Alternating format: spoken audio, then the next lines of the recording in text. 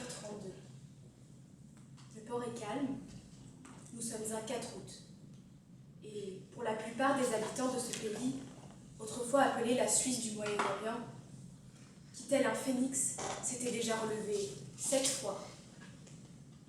Les souvenirs de la guerre allaient ressurgir et les cœurs meurtris allaient de nouveau saigner. La panique, l'angoisse, dans ce brouillard et ce chaos, je tente de retrouver les miens, mais en vain.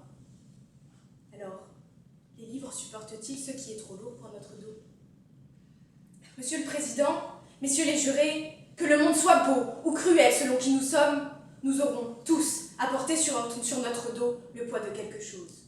C'est pour cette raison que l'amour, le savoir et l'argent sont trois choses qui gouvernent notre monde et qui sont des moyens de porter ce poids trop lourd que l'on tente désespérément de retenir sans s'écrouler.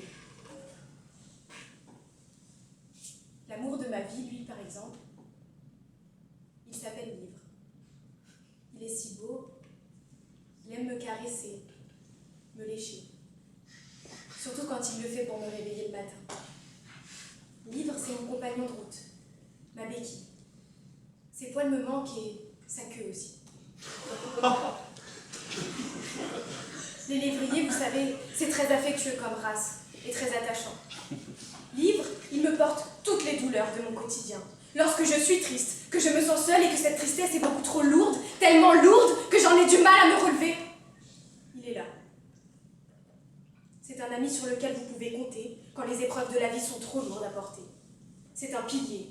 Et surtout, la preuve que l'amour est un moyen pour supporter ce poids qui pèse sur notre dos quand les douleurs de la vie, elles, deviennent trop pesantes.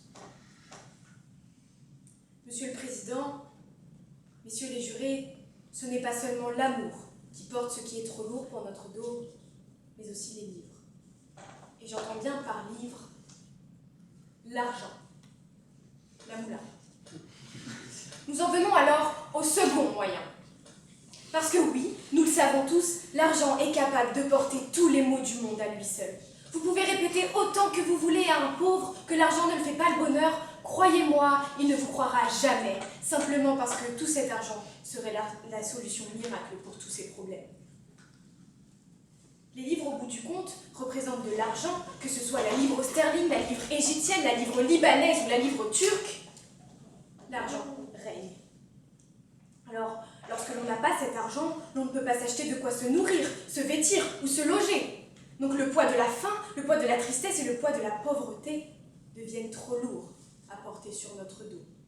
Et à moins d'avoir des livres pour se nourrir et se réchauffer, ce poids sera trop lourd et finira par nous achever. Mais finalement, si on va un peu plus loin, les livres ne portent pas seulement le poids de la faim, de la tristesse ou de la pauvreté, mais surtout le poids de la vie. Les livres décident qui va naître et qui ne va pas naître, qui verra la lumière du jour et qui ne la verra pas. Sans les livres, sans cet argent, on n'existe pas. Parce que si on vient sur Terre, c'est parce que nos parents nous ont conçus. Mais avant de nous concevoir, ils ont eux-mêmes été conçus. Et pour avoir eux-mêmes été conçus, il faut que leurs parents, soit nos grands-parents, aient eu de l'argent pour se nourrir, se vêtir et se loger. Parce que si on n'a pas de quoi se nourrir, on meurt de faim. Et si on n'a pas de quoi se loger, on meurt de froid.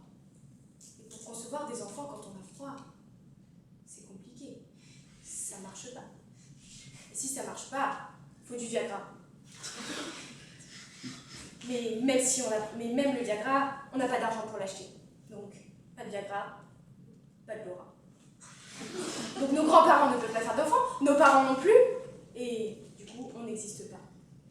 C'est bien le poids de la vie sur notre dos qui est porté par les livres. L'argent, quand il existe à foison, peut porter tous les problèmes du monde. Mais s'il n'existe pas, ce poids courbera votre dos, petit à petit, jusqu'à vous mettre à terre et ne plus pouvoir vous relever.